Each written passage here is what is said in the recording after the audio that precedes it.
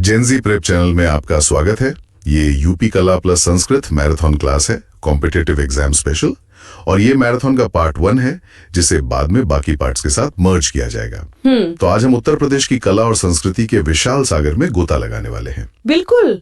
और हमारी पहली डुबकी होगी चित्रकला की रंगीन दुनिया में। हाँ, ये एक ऐसा टॉपिक है जहाँ से कॉम्पिटिटिव एग्जाम्स में मतलब सीधे सीधे सवाल बनते हैं, तो एक एक पॉइंट ध्यान से सुनना होगा। चलिए शुरू करते हैं। तो जब हम यूपी की संस्कृति की बात करते हैं तो अक्सर लगता है कि ये एक जैसी होगी। पर ऐसा है नहीं। नहीं, बिल्कुल नहीं। यूपी की सांस्कृतिक चादर तो कई अलग अलग धागों से बुनी है। तो वो कौन से मुख्य सांस्कृतिक क्षेत्र हैं जो यूपी को इसकी पहचान देते हैं? ये जानना बहुत जरूरी है। मुख्य तौर पर 5 क्षेत्र हैं: ब्रज, अवध, भोजपुरी और फिर 2 खंड वाले इलाके, बुंदेलखंड और रुहेलखंड। अच्छा, ब्रज, अवध, भोजपुरी, बुंदेलखंड और रुहेलखंड। हाँ, हर क्षेत्र की अपनी बोली, अपना संगीत, अपनी कला है। और इन सभी को सहेजने और बढ़ावा देने के लिए 1957 में संस्कृति विभाग की स्थापना हुई थी। एक मिनट, 1957? ये साल तो जरूरी लग रहा है ना? बिल्कुल। ये एक सीधा वन लाइनर सवाल बन सकता है कि संस्कृति विभाग की स्थापना कब हुई। इसे तो नोट कर लेना चाहिए। 1957? जी, इसका काम था प्रदेश की ऐतिहासिक और कलात्मक धरोहर को बचाना और उस पर रिसर्च करना। और जब हम कला की बात करते हैं तो सबसे पुराना रूप तो चित्रकला ही है। मतलब जब भाषा भी नहीं थी तब भी इंसान गुफाओं में चित्र बना रहा था। सही बात है। तो यूपी में इसके सबूत कहाँ मिलते हैं? बेहतरीन सवाल। यूपी में प्रागैतिहासिक यानी प्री हिस्टोरिक आर्ट के खजाने भरे पड़े हैं। खास तौर पर मिर्जापुर की लिखनियादरी, सोनभद्र के शैलाश्रय, होशंगाबाद और मानिकपुर। अच्छा। यहाँ गुफाओं की दीवारों पर हजारों साल पुराने चित्र मिले हैं जो उस जमाने के जीवन की कहानी कहते हैं। मतलब ये इस बात का सबूत है कि कला इस मिट्टी में बहुत गहरी बसी हुई है। तो ये तो हुई हजारों साल पुरानी बात। अब टाइम में थोड़ा आगे आते हैं, मध्यकाल में। हाँ, यहाँ आकर तो सीन पूरी तरह बदल गया होगा। इस दौर में यूपी में कौन सी चित्रकला शैली सबसे ज्यादा हावी थी? मध्यकाल में एंट्री होती है मुगलों की और उनके साथ आती है मुगल शैली, जिसे आगरा शैली भी कहते हैं। हाँ, क्योंकि आगरा ही उनका पावर सेंटर था। और अगर एग्जाम में पूछा जाए कि इसकी नींव किसने रखी, तो जवाब है हुमायूं। हुमायूं ने नींव रखी। लेकिन मैंने सुना है कि अकबर ने इसे एक अलग ही लेवल पर पहुंचा दिया था। बिल्कुल सही सुना है। नींव हुमायूं की थी, पर उस पर आलीशान इमारत अकबर ने खड़ी की। अकबर कला के इतने बड़े संरक्षक थे कि उन्होंने चित्रकारी के लिए एक पूरा अलग विभाग ही बनवा दिया था। और उनके दरबार में तो एक से बढ़कर एक चित्रकार थे। बिल्कुल। हाँ, वो नाम दसवंत, बसावन, ये सब याद रखना थोड़ा मुश्किल हो जाता है। अब नहीं होगा, एक मस्त ट्रिक है मेरे पास। बताइए। अकबर के दरबार के मुख्य चित्रकारों को याद रखने के लिए बस ये लाइन याद रखिए: 10 बस में लाल सवार महेश। 10 बस में लाल सवार महेश। एक बार फिर से, 10 बस में लाल सवार महेश। अब इसे तोड़ते हैं। 10 से दसवंत, बस से बसावन, लाल से लाल मुकुंद, सवार से सावलदास और महेश तो है ही। वाह। बस ये एक लाइन और 5 नाम याद। ये तो कमाल की ट्रिक है। 10 बस में लाल सवार महेश, ये तो नहीं भूलने वाला। अच्छा, अकबर के बाद जहांगीर का दौर आता है, जिसे मुगल चित्रकला का स्वर्ण युग या गोल्डन एज कहते हैं। ऐसा क्यों? जहांगीर का काल स्वर्ण युग इसलिए था क्योंकि उनके लिए कला सिर्फ शाही प्रचार का साधन नहीं थी, वो उनका निजी जुनून था। वो खुद कला के बहुत बड़े पारखी थे। अच्छा। इसीलिए उन्होंने आगरा में एक चित्रशाला भी बनवाई। एक तरह से उनके काल में कला अपने चरम पर थी। मतलब कला कहानी सुनाने से आगे बढ़कर दुनिया को बारीकी से दिखाने का माध्यम बन गई। इंटरेस्टिंग। तो चलिए एक क्विक रिकैप करते हैं। संस्कृति विभाग 1957, मुगल शैली की नींव हुमायूं, स्वर्ण युग जहांगीर और अकबर के चित्रकार। मतलब 10 बस में लाल सवार महेश। अब यूपी की जो मुख्य चित्रकला शैलियां हैं उनमें और गहराई से उतरते हैं। मुगल शैली के अलावा और कौन सी स्टाइल फेमस थी? शुरुआत मथुरा से करते हैं, मथुरा और ब्रज शैली। इसका जन्म मुगलों से बहुत पहले ईसा पूर्व पहली सदी के अंत में कुषाण काल में हुआ था। खास तौर पर राजा कनिष्क, हुविष्क और वासुदेव के समय में ये कला अपने चरम पर थी। और इस शैली की खासियत क्या थी? मतलब इसमें क्या दिखाया जाता था? इस शैली की आत्मा है प्रकृति, प्रेम और भावनाएं। आपको इसमें कृष्ण लीला के दृश्य मिलेंगे, गोपियों के चित्र, और प्रकृति का बहुत जीवंत चित्रण। अच्छा, और यहाँ एक और बात ध्यान देने वाली है कि मथुरा जैन धर्म का भी बड़ा केंद्र था, तो हमें जैन चित्रकला का भी सुंदर विकास देखने को मिलता है। ठीक है, अब वापस आते हैं सबसे मशहूर शैली पर, आगरा या मुगल शैली। इसके शुरुआती चित्रों के विषय क्या थे? सोचिए, उस समय की जिंदगी का एक पूरा एल्बम। हाँ, दरबारी शान शौकत, बादशाह के पोर्ट्रेट्स, रानियों का सौंदर्य, शिकार और जंग के मैदान के दृश्य, ये सब कुछ कैनवस पर उतारा जा रहा था। लेकिन ये स्टाइल क्या पूरी तरह से बाहर से आई थी या इसमें कुछ भारतीय पुट भी था? यहीं से डायलेक्ट क्वेश्चन बनता है। मुगल शैली कोई एक अकेली शैली नहीं है, ये एक फ्यूजन है, मिश्रण। हाँ, एक मिश्रण। इसमें फारसी कला की बारीकी है, मुस्लिम कला के पैटर्न है और भारतीय कला के रंग और भावनाएं, इन तीनों का एक अनूठा संगम है। और इसकी कोई प्रमुख कृति? बिल्कुल, हमजा नामा, जिसे दास्ताने अमीर हमजा भी कहते हैं, ये अकबर के समय की कृति है और मुगल चित्रकला का सबसे शानदार उदाहरण मानी जाती है। जहांगीर के स्वर्ण युग पर वापस आते हैं। आपने बताया कि वो खुद एक अच्छे चित्रकार थे। उनके दरबार के कुछ सबसे बड़े सितारों के नाम क्या थे? 3 नाम तो बिल्कुल रट लीजिए, ये अक्सर पूछे जाते हैं। उस्ताद मंसूर, अबुल हसन और विशन दास। उस्ताद मंसूर, ये नाम तो बहुत सुना है। जी, उन्हें तो पशु पक्षियों और फूलों का चित्रण करने में महारत हासिल थी। कहते हैं कि वो किसी पक्षी का पंख देखकर ही उसका नाम बता देते थे। क्या बात है। ये तीनों जहांगीर के दरबार के हीरे थे। जहांगीर के बाद आते हैं शाहजहां। यहाँ एक बड़ा दिलचस्प मोड़ आता है। जहाँ पिता पेंटिंग के दीवाने थे, वहीं बेटे का इंटरेस्ट कहीं और था। बिल्कुल, शाहजहां के काल में चित्रकारी में कोई खास बड़ा काम नहीं हुआ। वजह, उनकी दिलचस्पी पेंटिंग से ज्यादा आर्किटेक्चर में थी, मतलब वास्तुकला में। हाँ, वो अपनी शक्ति और शान को कैनवस पर नहीं बल्कि पत्थर में तराश कर हमेशा के लिए अमर कर देना चाहते थे। ताजमहल इसका सबसे बड़ा सबूत है। तो एक पिता कला में तो बेटा वास्तुकला में, रुचियां बदल गई। तो मुगल दरबार में तो पेंटिंग का फोकस बदला, लेकिन कला रुकी नहीं। वो दरबार की दीवारों से निकलकर यूपी के दूसरे इलाकों में फैली होगी, है ना? एकदम सही पकड़ा। और इसका सबसे बेहतरीन उदाहरण हमें मिलता है बुंदेलखंड में, जिसे हम बुंदेली शैली कहते हैं। अच्छा। इसकी अपनी एक देसी, एक रॉ एनर्जी थी जो मुगल बारीकी से बिल्कुल अलग थी। ये सुनने में मजेदार है। मतलब अगर मेरे सामने एक मुगल पेंटिंग और एक बुंदेली पेंटिंग रख दी जाए तो मैं कैसे पहचानूंगा? बहुत आसानी से। पहली चीज, बुंदेली शैली में आपको चटक, वाइब्रेंट रंग मिलेंगे, खास तौर पर पीला और लाल। दूसरा, जहां मुगल कलाकार एक एक बाल बनाने में बारीकी दिखाते थे, वहीं बुंदेली कलाकार एक ही झटके में लंबी, ऊर्जा से भरी रेखाएं खींचते थे। अच्छा। और तीसरी खासियत, इसमें खाली जगह को भरने के लिए बैकग्राउंड में भी चित्र बना दिए जाते थे, जिससे पेंटिंग में गहराई का एहसास होता था। इन्हीं वजहों से इसे बुंदेली कलम का एक अलग दर्जा दिया गया। और इसके विषय क्या थे? इसका फोकस बिल्कुल अलग था। बुंदेली शैली की आत्मा बसती है पौराणिक और महाकाव्य की कथाओं में।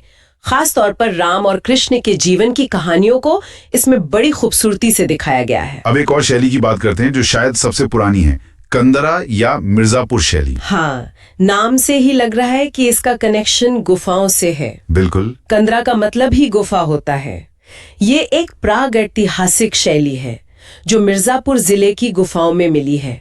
इसमें हजारों साल पहले के इंसानों ने अपने जीवन को रेखाओं के जरिए चट्टानों पर उकेरा है। तो क्या बनाया है उन्होंने? वही जो उनकी रोजमर्रा की जिंदगी थी, शिकार करते हुए लोग, झुंड में नाचते गाते हुए समूह और जानवरों से लड़ाई के दृश्य।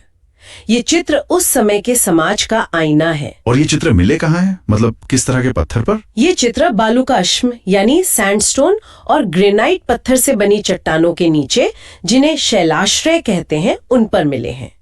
विंध्य, कैमूर और अरावली की घाटियों में ऐसे चित्रित शैलाश्रय सबसे ज्यादा पाए जाते हैं। मतलब ये जगह भूगोल और कला दोनों के नजरिए से बहुत महत्वपूर्ण है। बिल्कुल। क्या बात है। चलिए एक और तेज रिकैप हो जाए। मथुरा शैली कुषाण काल, मुगल शैली भारतीय फारसी मुस्लिम मिश्रण, बुंदेली शैली पौराणिक कथाएं और चकख रंग, और कंदरा शैली मिर्जापुर के प्रागैतिहासिक गुफा चित्र। अब कुछ ऐसे मजेदार फैक्ट्स पर नजर डालते हैं जिनसे सीधे सीधे सवाल बन सकते हैं। इसे एक रैपिड फायर राउंड की तरह करते हैं। मैं एक पॉइंट बताऊंगा, फिर आप अगला। तैयार हूं। पहला पॉइंट, अकबर के दरबार के 6 प्रमुख चित्रकार असल में गुजराती थे। शायद इसीलिए मुगल शैली में गुजराती कला की झलक भी दिखती है। दूसरा पॉइंट, मुगल काल में चित्र सूती कपड़े या मोटे कागज पर बनते थे और रंग सब कुछ नेचुरल, खनिजों और वनस्पतियों से। तीसरा पॉइंट, सबसे ज्यादा शिकार के सीन किसके समय में पेंट हुए? जवाब है जहांगीर। और ये चौथा पॉइंट तो बहुत ही शानदार है। रात के सीन के लिए चांदी के अस्तर का और सुबह के लिए सोने के अस्तर का इस्तेमाल होता था। सोचिए, जरा सोचिए, अंधेरे में जब दिए की रोशनी इन पेंटिंग्स पर पड़ती होगी तो वो कैसी चमकती होंगी। और आखिरी तथ्य, मथुरा में जो चित्र मिले हैं उनमें राजपूत शैली का प्रभाव भी साफ दिखता है। अब आते हैं उस सेक्शन पर जिसका सबको इंतजार रहता है, प्रदेश के लोकप्रिय चित्रकार और उनकी कृतियां। ये टेबल एग्जाम के लिए बहुत जरूरी है। हाँ, और नामों की लिस्ट देख के घबराना नहीं है, हम इसे भी ट्रिक से आसान बना देंगे। बिल्कुल। तो पहला नाम है नंद किशोर शर्मा, कार्यक्षेत्र खुर्जा। इन्होंने कालीन, ट्रेन और चीनी बर्तनों पर डिजाइन बनाए। इसकी ट्रिक सिंपल है, नंद किशोर ने खुर्जा में चीनी बर्तनों पर ट्रेन का डिजाइन बनाया। वाह। अगले 2 नाम है कानपुर से, विश्वनाथ खन्ना और कृष्ण खन्ना। अच्छा, दोनों खन्ना कानपुर से। हाँ, तो ट्रिक है, कानपुर के दोनों खन्ना विश्वनाथ कलर के स्पेशलिस्ट थे और कृष्ण में यूरोपीय झलक दिखती थी। ये भी बढ़िया है। और आखिर में शिवानंदन नौटियाल, लखनऊ से, और कृति है सत्यम शिवम सुंदरम। इसे याद रखना तो सबसे आसान है। शिवनंदन ने लखनऊ में सत्यम शिवम सुंदरम बनाया। इसके अलावा भी कुछ और प्रमुख चित्रकारों के नाम हैं। अब पूरी लिस्ट पढ़ना तो थोड़ा बोरिंग हो जाएगा। हाँ, लिस्ट आपको शो नोट्स में मिल जाएगी, लेकिन इनमें से 2-3 नाम खास तौर पर ध्यान में रखने चाहिए। कौन कौन से? एक नाम है रणवीर सिंह बिष्ट। इन्हें पहाड़ों का चितेरा कहा जाता था क्योंकि ये पहाड़ों के दृश्य बहुत खूबसूरती से बनाते थे। अच्छा। दूसरा नाम है मदन लाल नागर, जो पुराने लखनऊ को अपने कैनवस पर जिंदा कर देते थे। और एक नाम है रामचंद्र शुक्ल, जो एक समीक्षक चित्रकार थे। मतलब चित्र बनाते भी थे और कला पर लिखते भी थे। बिल्कुल। ये नाम मैच द फॉलोइंग जैसे सवालों में आ सकते हैं। ये था यूपी कला प्लस संस्कृत मैराथन का पार्ट 1। अगले पार्ट में हम आगे का कंटेंट कवर करेंगे, जिसमें हम उत्तर प्रदेश के लोकगीत और नृत्य की दुनिया में चलेंगे। जुड़े रहिए जीजी प्रेप के साथ। Exam ready, smart study.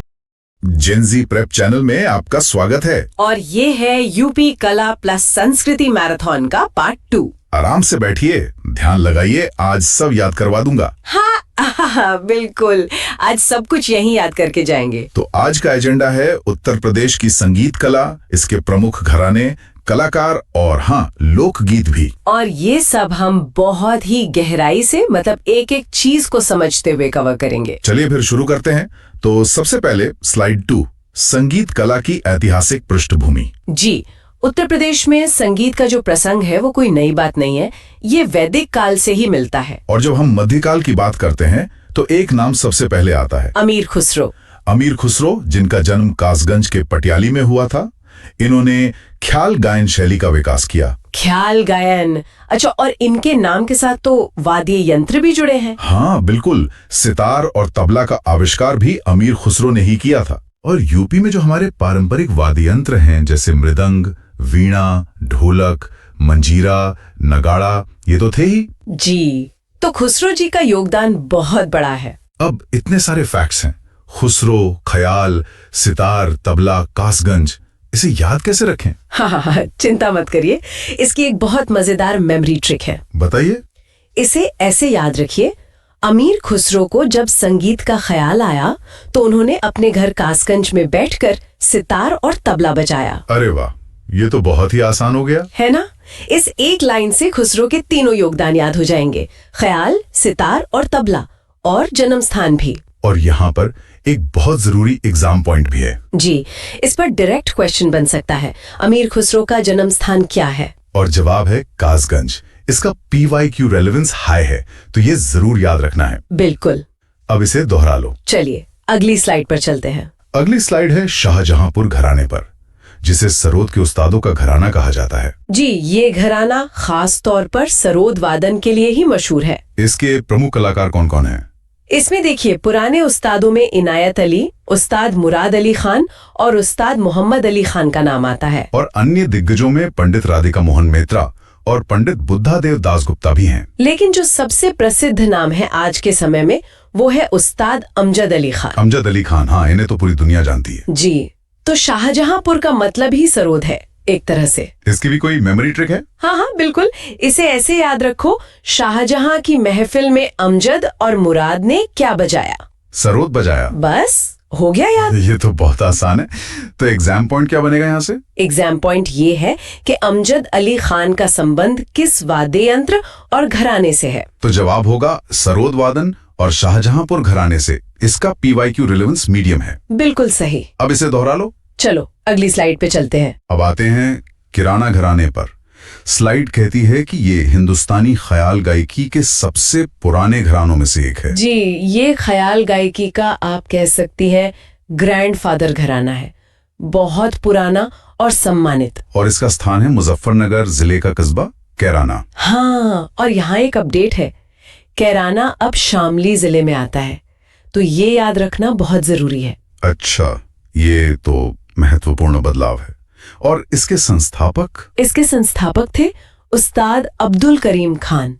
इनका समय था 1872 से 1937। और इन्हें 20वीं सदी का सबसे महत्वपूर्ण संगीतज्ञ माना जाता है। जी, अब्दुल करीम खान साहब।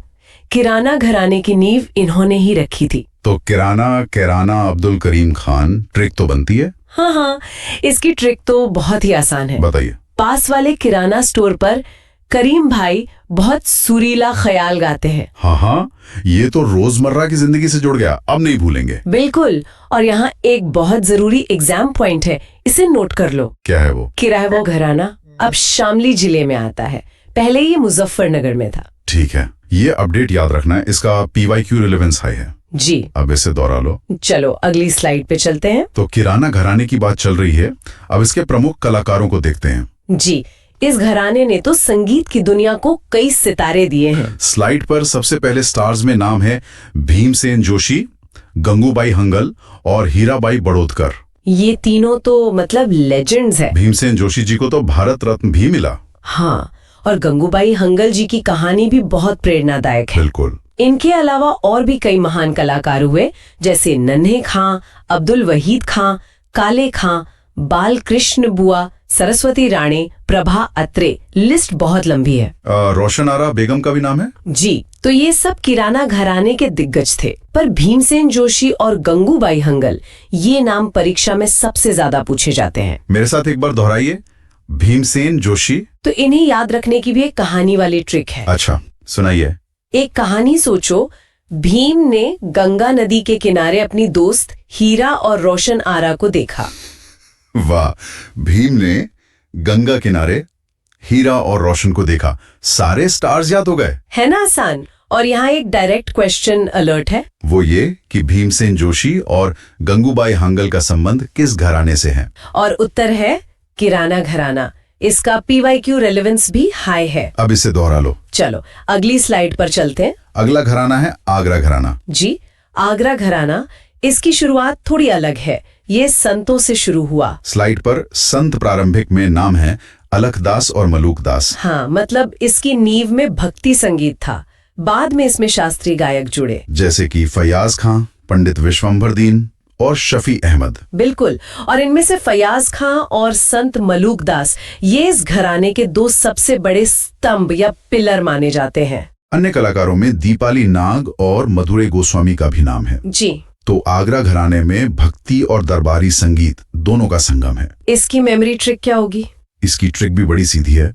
आगरा के ताजमहल में बैठकर फयाज ने संत मलूकदास की मीठी वाणी सुनी। फयाज ने मलूकदास की वाणी सुनी, आसान है। तो एग्जाम पॉइंट यही याद रखना है कि मलूकदास और फयाज खां ये आगरा घराने के प्रमुख स्तंभ हैं। ठीक है। और इसका PYQ रेलेवेंस मीडियम है। जी, अब इसे दोहरा लो। चलो अगली स्लाइड पे चलते हैं। अब आते हैं नवाबों के शहर लखनऊ। लखनऊ घराना। लखनऊ घराना, यहाँ संगीत में एक खास नफासत आ जाती है। ये गायन और वादन दोनों के लिए प्रसिद्ध है। तो पहले ख्याल और गायन की बात करते हैं। इसमें सबसे बड़ा नाम है बेगम अख्तर। बेगम अख्तर, इन्हें मल्लिका गजल या गजल की रानी भी कहा जाता है।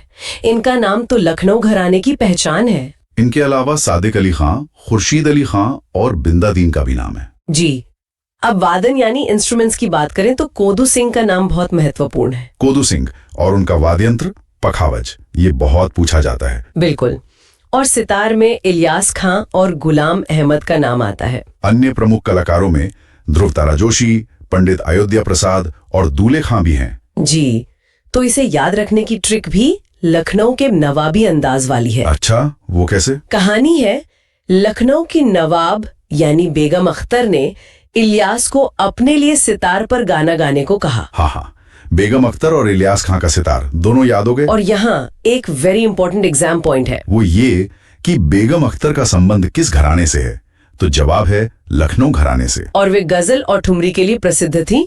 इसका PYQ रेलेवेंस हाई है। अब इसे दोहरा लो। चलो अगली स्लाइड पर चलते हैं। हाँ, लखनऊ के बाद अब दुनिया के सबसे पुराने शहर बनारस चलते हैं। बनारस घराना, ये खास तौर पर ठुमरी टप्पा के लिए जाना जाता है। ठुमरी टप्पा गायिकाओं में बहुत सारे नाम हैं। रसूलन बाई, छोटी मैना, बड़ी मैना। और गिरिजा देवी, सिद्धेश्वरी देवी, सरस्वती देवी। गिरिजा देवी जी को तो ठुमरी क्वीन भी कहा जाता है। बिल्कुल। और ये मैना बहनें यानी छोटी मैना और बड़ी मैना, ये भी बहुत मशहूर थी। और ख्याल गायकी में? ख्याल में राजन साजन मिश्र की जोड़ी बहुत प्रसिद्ध है। साथ ही शिवनारायण मिश्र, इमाम बाई और तमी केसर का भी नाम आता है। तो ठुमरी के लिए बनारस घराना मतलब एक मक्का जैसा है। सही कहा। इसकी मेमोरी ट्रिक एक सुंदर दृश्य की तरह है। कैसा दृश्य? कल्पना करो, बनारस के घाट पर रसूलन और मैना मिलकर गिरिजा देवी के साथ ठुमरी गा रही हैं। वाह, कितना सुंदर दृश्य है। और सारे नाम भी याद हो गए, है ना? और एग्जाम पॉइंट ये है, और ये सवाल कई बार आया है, बड़ी मैना, छोटी मैना और गिरिजा देवी का संबंध किस घराने से है? और जवाब है बनारस घराना। इसका PYQ रेलेवेंस हाई है। अब इसे दोहरा लो। चलो अगली स्लाइड पर चलते हैं। अब गायकी से नृत्य की ओर आते हैं। कथक नृत्य के महारथी। जी, कथक का धर तो उत्तर प्रदेशी है और इसके दो प्रमुख केंद्र हैं, लखनऊ और बनारस। तो पहले लखनऊ घराने की बात करते हैं। यहाँ तो महाराज सरनेम की भरमार है। बिल्कुल। बिरजू महाराज, लच्छू महाराज, शंभू महाराज, अच्छन महाराज, कालका महाराज। बिंदादीन और ठाकुर प्रसाद का भी नाम है। बिरजू महाराज तो कथक का पर्याय ही बन गए थे। सही कहा। अब बनारस घराने की बात करें तो यहाँ सबसे बड़ा नाम है सितारा देवी। सितारा देवी। इनके अलावा नलिनी, कमलिनी, गोपी कृष्ण चौबे और तारा देवी। तो यहाँ एक बहुत मजेदार ट्रिक है इन दोनों घरानों को अलग अलग याद रखने की। वो क्या है? सारे महाराज तो गए लखनऊ, लेकिन आसमान का सितारा, सितारा देवी तो बनारस में ही चमका। हाँ, ये तो शानदार है। अब कभी कंफ्यूजन नहीं होगा। बिल्कुल नहीं। और ये exam point very very high relevance का है। सितारा देवी बनारस और बिरजू महाराज लखनऊ, दोनों कथक के महारथी हैं, लेकिन घराने अलग अलग हैं। और यही कंफ्यूजिंग पॉइंट परीक्षा में पूछा जाता है। अब इसे दोहरा लो। चलो अगली स्लाइड पर चलते हैं। अब कुछ खास वाद्य यंत्र और उनके महान कलाकारों की बात करते हैं। जी, इसे एक मैच द कॉलम की तरह देखते हैं। तो सबसे पहले तबला, और घराना है बनारस। यहाँ नाम है किशन महाराज, कंठे महाराज, पंडित अनोखे लाल और पंडित रविशंकर। किशन महाराज का नाम तो तबले के साथ अमर है। फिर शहनाई, ये भी बनारस से, और नाम है उस्ताद बिस्मिल्लाह खां और मुमताज खां। उस्ताद बिस्मिल्लाह खां, भारत रत्न। शहनाई का मतलब ही बिस्मिल्लाह खां साहब है। बिल्कुल। और तीसरा है पखावज, लखनऊ घराने से। इसमें नाम है कोदू सिंह, पंडित अयोध्या प्रसाद और पंडित सखाराम। कोदू सिंह का नाम हम पहले भी पढ़ चुके हैं। हाँ। तो इसकी मेमोरी ट्रिक क्या होगी? इसकी ट्रिक को टुकड़ों में याद करते हैं। पखावज को कोड मत करो। ठीक है, पखावज कोदू सिंह। शहनाई तो बिस्मिल्लाह करके शुरू होती है। शहनाई बिस्मिल्लाह खां, ये तो आसान है। और तबला तो भगवान किशन ही बजाते हैं। तबला किशन महाराज, वाह, तीनों याद। और एग्जाम पॉइंट ये है कि भारत रत्न उस्ताद बिस्मिल्लाह खान शहनाई और पंडित किशन महाराज तबला, दोनों बनारस घराने के अनमोल रत्न हैं। ये बहुत महत्वपूर्ण है। इसका PYQ रेलेवेंस हाई है। जी। अब इसे दोहरा लो। चलो अगली स्लाइड पर चलते हैं। तो शास्त्रीय संगीत के बाद अब आते हैं लोक गीतों पर, जो इस प्रदेश की आत्मा है। बिल्कुल, ये वो गीत हैं जो आम लोगों के जीवन से जुड़े हैं। सबसे पहले पूर्वांचल और मिर्जापुर। इसमें सबसे पहला नाम है कजरी, स्थान मिर्जापुर वाराणसी, और ये वर्षा ऋतु का गीत है। जी, सावन के महीने में गाया जाता है। कजरी की उत्पत्ति मिर्जापुर से ही मानी जाती है। दूसरा है सोहर, जो पूर्वांचल खासतौर पर अवध में गाया जाता है। ये एक संस्कार गीत है। हाँ, बच्चे के जन्म के अवसर पर। फिर है बिरहा, जो पूर्वी उत्तर प्रदेश का बहुत लोकप्रिय गीत है। जी, और चैती या चैता ये भी पूर्वांचल का ही है। तो कजरी और बिरहा, ये दो नाम बहुत आते हैं परीक्षा में। हाँ, इनकी एक आसान सी ट्रिक है। बताइए। मिर्जापुर में किसी ने आंखों में कजरी लगाई और फिर बिरहा गाया। हाँ, ये तो एक पूरी कहानी बन गई। और यहाँ वेरी हाई रेलेवेंस वाला एग्जाम पॉइंट है कि कजरी की उत्पत्ति कहाँ से मानी जाती है। सही जवाब है मिर्जापुर। ये सवाल बार बार पूछा गया है। अब इसे दोहरा लो। चलो अगली स्लाइड पर चलते हैं। अब पूर्वांचल से चलते हैं बुंदेलखंड और ब्रज क्षेत्र की ओर। यहाँ लोक गीतों का रंग बिल्कुल बदल जाता है। बुंदेलखंड की बात करें तो सबसे पहले आता है आल्हा। आल्हा, जो महोबा में बहुत लोकप्रिय है, ये वीर रस से भरा होता है। जी, आला उदल की वीरता की कहानियां गाई जाती हैं इसमें। इसके अलावा ईसुरी फाग भी बुंदेलखंड का है। और अब ब्रज क्षेत्र यानी कृष्ण की भूमि। यहाँ तो संगीत ही संगीत है। होरी, रसिया जो बरसाना का है, झूला, होली जो वृंदावन में गाए जाते हैं। ये सब प्रेम और भक्ति के गीत हैं। बिल्कुल। तो इसकी मेमोरी ट्रिक तो बहुत ही सीधी है। क्या है? आल्हा वीर थे बुंदेलखंड के और रसिया लोग ब्रज में होली खेलते हैं। कितना सिंपल है। बिल्कुल सिंपल। आल्हा बुंदेलखंड, रसिया ब्रज। और एग्जाम पॉइंट नोट करो, आला गायन का मुख्य केंद्र महोबा है जो बुंदेलखंड में है। ठीक है, महोबा। इसका PYQ रेलेवेंस हाई है। जी, अब इसे दोहरा लो। चलो अगले स्लाइड पर चलते हैं। अब कुछ और क्षेत्रों के लोकगीतों को देख लेते हैं। जी, उत्तर प्रदेश के पश्चिमी और अन्य हिस्सों के गीत। सबसे पहले रुहेलखंड। यहाँ का लोकगीत है बैरत बील। बैरत बील, ये नाम थोड़ा नया है, इसे याद रखना होगा। फिर है कौरवी क्षेत्र। यहाँ मल्हौर या मल्लार गाया जाता है। मल्हौर, ठीक है। और पश्चिमी क्षेत्र में ढोला और रागिनी बहुत प्रचलित है। ढोला मारू की कफनियों पर आधारित। जी, तो इसकी एक दिशाओं वाली ट्रिक है। दिशाओं वाली? वो कैसे? चैती गाई जाती है पूर्व में यानी पूर्वांचल में, ढोला गाया जाता है पश्चिम में, और मल्हौर वो कौरवों के पास यानी कौरवी क्षेत्र में। ये बढ़िया था। जी, तो एग्जाम पॉइंट क्या है यहाँ? एग्जाम पॉइंट है ढोला रागिनी कहाँ प्रचलित है। हाँ, जवाब है पश्चिमी उत्तर प्रदेश में। इसका PYQ रेलेवेंस मीडियम है। सही। अब इसे दोहरा लो। चलो अब आखिरी और सबसे महत्वपूर्ण स्लाइड पर चलते हैं। तो अब है परीक्षा मंथन, महत्वपूर्ण तथ्य, एक तरह से एग्जाम कैप्सूल। जी, एक रैपिड फायर रिवीजन हो जाए। चलो जल्दी से सब मिलाते हैं। ठीक है। शास्त्रीय संगीत में अब्दुल करीम खान का संबंध किराना घराने से, और फैयाज खान आगरा घराने से। बहुत बढ़िया। अब वाद्य यंत्र, किशन महाराज, तबला और घराना बनारस, और कोदो सिंह, पखावज लखनऊ घराना। अब नृत्य पर आते हैं। बिरजू महाराज, कथक लखनऊ घराना, और सितारा देवी कथक लेकिन बनारस घराना। ये अंतर याद रखना है। बिल्कुल। अब लोकगीत, कजरी मिर्जापुर, आला महोबा बुंदेलखंड, और रसिया ब्रज क्षेत्र।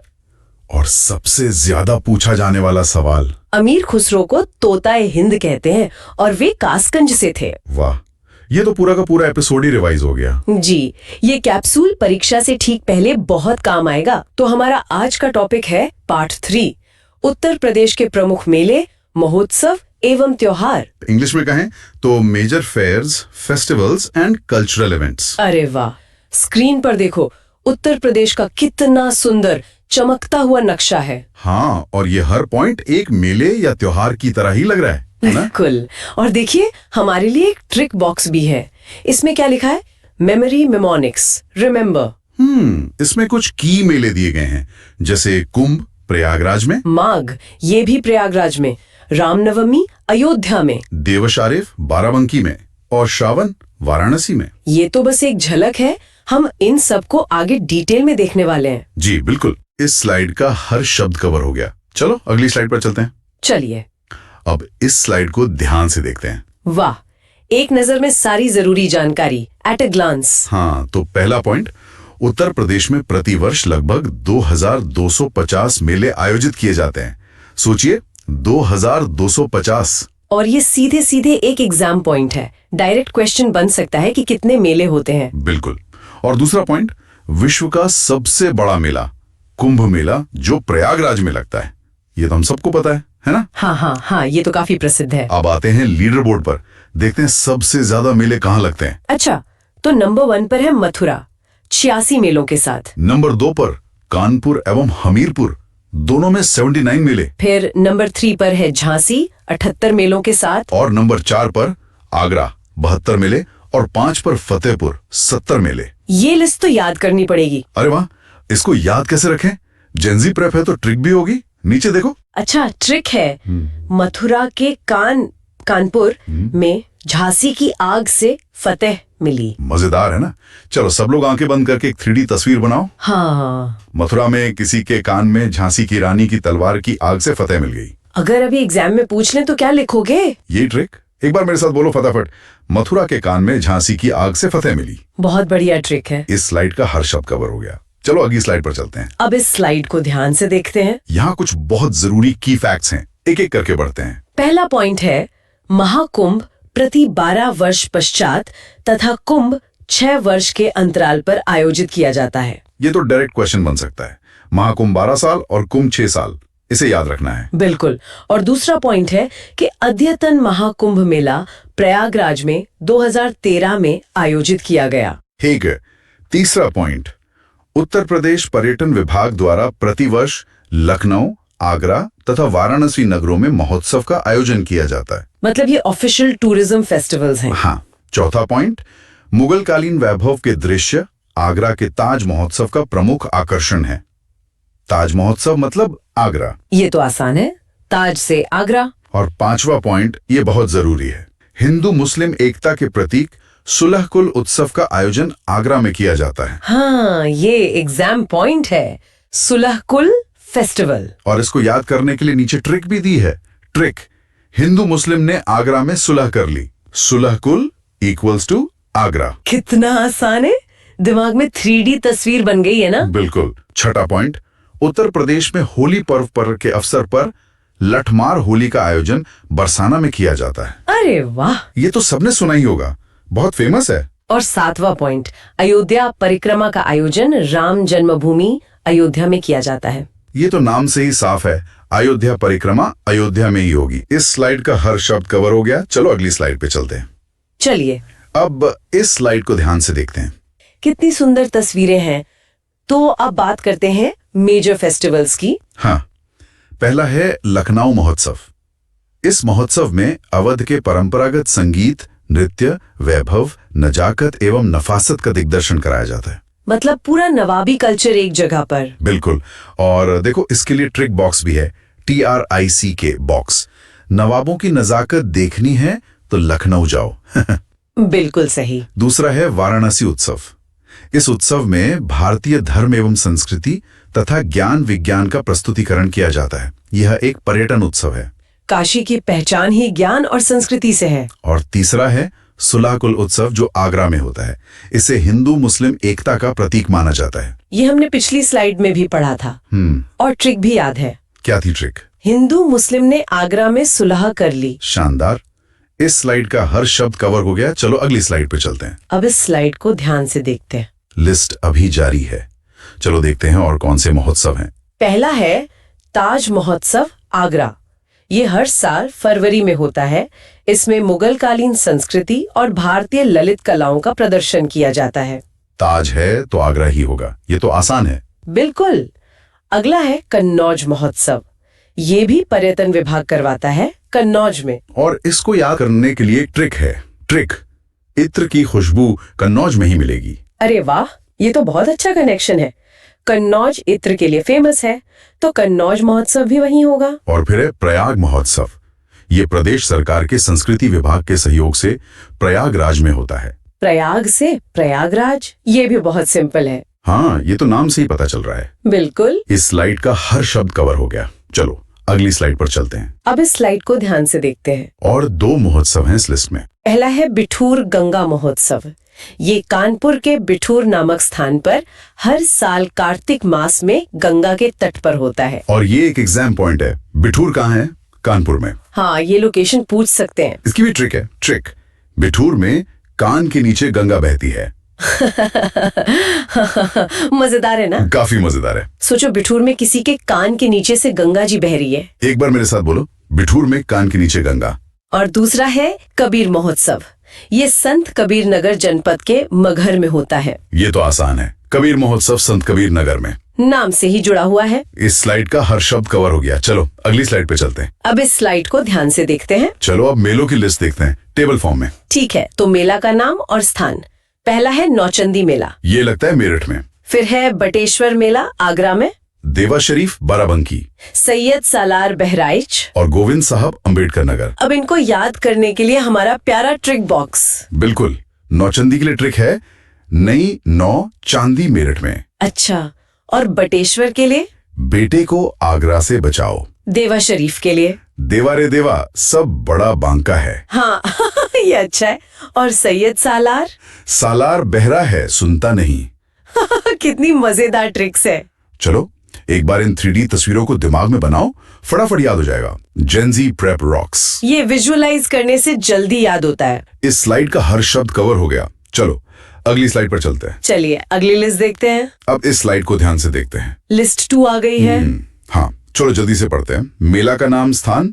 पहला है देवी पाटन, ये बलरामपुर में लगता है। फिर है ध्रुपद मेला, वृंदावन और वाराणसी दोनों जगह। शाकंभरी देवी सहारनपुर, माघ मेला प्रयागराज, ये तो हमें पता है। और हरिदास जयंती मेला वृंदावन। और हमारी मदद के लिए ये रहा ट्रिक बॉक्स। तो देवी पाटन के लिए ट्रिक है, बलराम की शक्ति देवी है। शाकंभरी के लिए शाक हमें सहारा देती है। और हरिदास, हरि तो वृंदावन में ही मिलेंगे। है ना आसान? अगर अभी एग्जाम में पूछ लें शाकंभरी देवी मेला कहाँ लगता है तो क्या लिखोगे?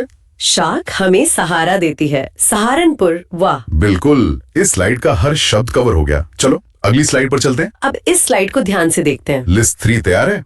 कितनी कलरफुल स्लाइड है। हाँ, तो पहला है झूला मेला वृंदावन, कालिंजर मेला बांदा, तंस मेला मथुरा ददरी मेला बलिया और गोला गोकर्णनाथ मेला खीरी। चलो अब ट्रिक बॉक्स देखते हैं। कालिंजर के लिए है काला बंदा। कंस मेला तो आसान है, कंस का वध मथुरा में हुआ, ये तो सबको पता है। हाँ, ये तो जनरल नॉलेज है। ददरी के लिए क्या है? दाद ने बल्ला घुमाया। और गोला गोकर्णनाथ खीर खा के गोला वन में ये तो बहुत ही फनी है। एक बार मेरे साथ बोलो, दाद ने बल्ला घुमाया, मतलब ददरी मेला बलिया। बहुत बढ़िया, याद हो गया। इस स्लाइड का हर शब्द कवर हो गया। चलो अगली स्लाइड पे चलते हैं। अब इस स्लाइड को ध्यान से देखते हैं। अब टेबल फॉर्मेट में एक तरह से रिवीजन है। चलो देखते हैं। ठीक है, मेला और त्योहार और उनका स्थान।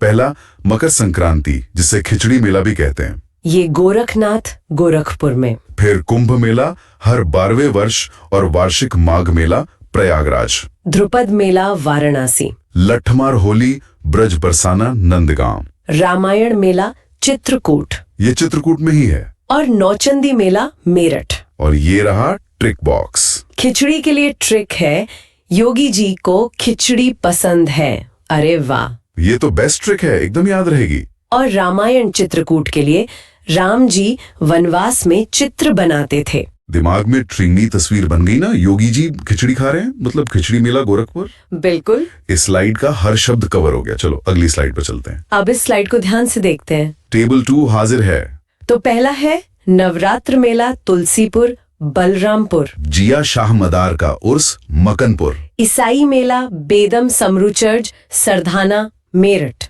एक और नवरात्र मेला है विंध्याचल मिर्जापुर में। फिर रामनवमी अयोध्या, ये तो स्वाभाविक है। और संकट मोचन संगीत समारोह वाराणसी। इसका भी ट्रिक बॉक्स है। ईसाई मेला के लिए है सरधाना पर क्रॉस है। कितना सिंपल है।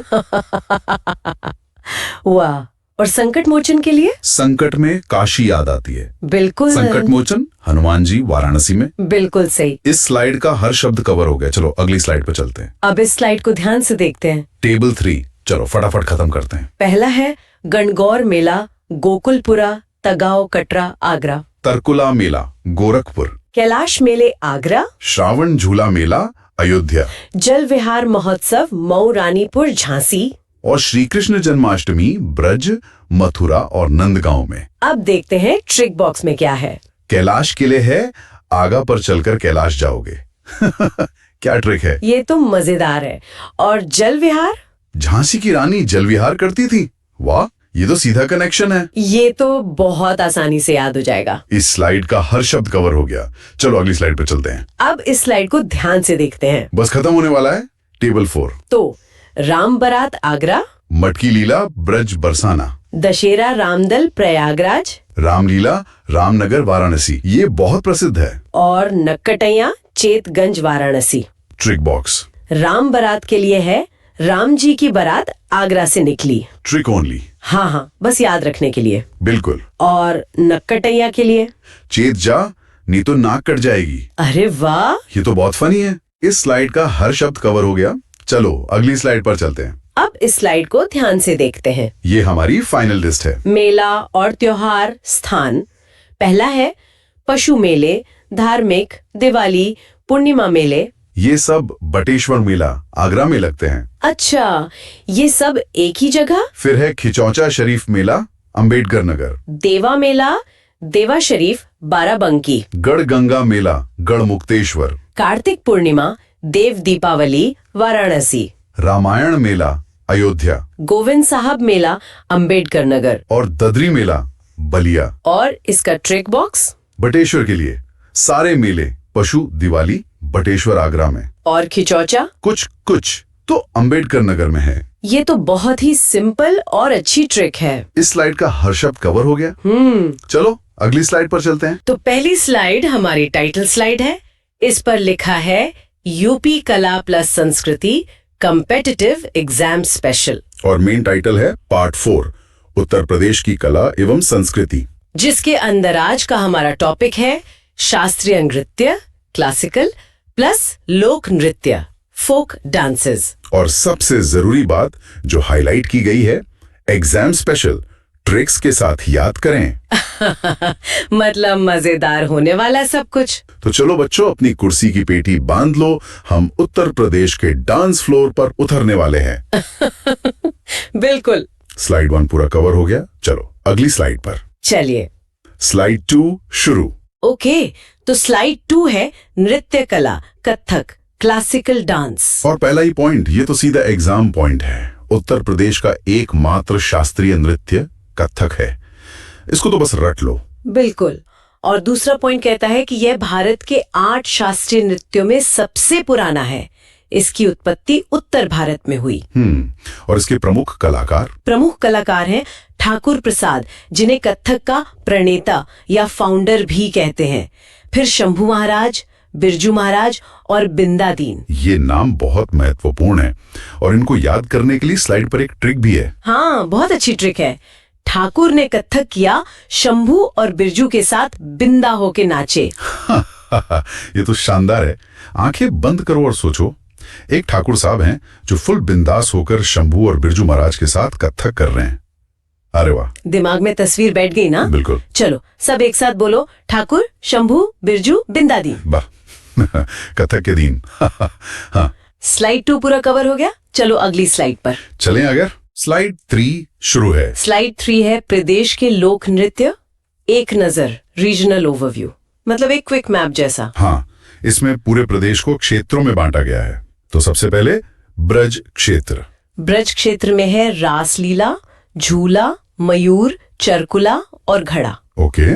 फिर है बुंदेलखंड। बुंदेलखंड में है ख्याल, लम, राई, पाई डंडा, देवारी, देवी और कार्तिक। लिस्ट लंबी है यहाँ। और पूर्वांचल में धोबिया, कटघोड़वा, नटवरी, धोबी, कहार। और आखिर में अवध में है कलाबाजी, जोगनी और पासी। वाह, इतने सारे नृत्य, इन्हें याद कैसे रखा जाए? उसके लिए स्लाइड पर मेमोरी ट्रिक है। ब्रज में रास, बुंदेल में ख्याल, पुरवैया में धोबी का कमाल। अरे वाह, ये तो बहुत आसान हो गया। सोचो, एक मैप है, ब्रज में कृष्ण जी रास रचा रहे हैं, बुंदेलखंड के लोग किसी का ख्याल रख रहे हैं, और पूर्वांचल में एक धोबी कमाल का डांस कर रहा है। याद रहेगा ना? बिल्कुल। एक बार खुद से बोलकर चेक करो। ब्रज में क्या? रास। बुंदेल में ख्याल। और पूर्वांचल में धोबी। बढ़िया। स्लाइड 3 पूरा कवर हो गया। चलो अगली स्लाइड पर। ओके। स्लाइड 4 शुरू। तो अब हम क्षेत्रों में गहराई से उतरते हैं। स्लाइड 4 है ब्रज क्षेत्र के नृत्य। ब्रज मतलब कृष्ण जी की भूमि, तो सारे डांस भी उन्हीं से जुड़े हैं। मजेदार है ना? बिल्कुल। पहला है रास नृत्य। यह ब्रज में रास लीला के दौरान किया जाता है। दूसरा है झूला नृत्य।